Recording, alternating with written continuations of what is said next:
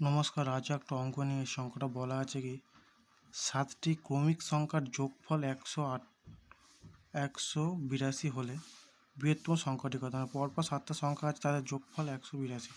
তাহলে সবচেয়ে বৃহত্তম সংখ্যাটা কত হবে? বৃহত্তম সংখ্যাটা হবে 29। কিন্তু কী হবে 7টি ক্রমিক সংখ্যার যোগফল 182। তাহলে প্রথমে আমরা কি মাঝখানের সংখ্যাটা বের করবো। মাঝখানের সংখ্যা বের করতে গেলে কী করতে হবে? যে যোগফলটা বলা থাকবে সেইটা দিয়ে যে কটা সংখ্যা বলা সেটা ভাগ করতে হবে 7। তো সমাধান কত? 26। বা গড় বের করে নিতে করতে পারি। 26 হচ্ছে মাঝের সংখ্যা। তো 26 যদি মাঝের সংখ্যা হয় তো 26 হচ্ছে মাঝের সংখ্যা। তার আগে 3টে, পরে 3টে আছে। তো 26 আগে 1টা 2টো 3টে, 26-এর পরে 1টা 2টো 3টে। 26-এর আগে আমরা বলছি কি বৃহত্তম, মানে পরেরটা ধরতো, আগে ধরবো না আমরা। 26-এর পরে কত হবে? 27, 28, 29। তাহলে বৃহত্তম কত হলো? 29।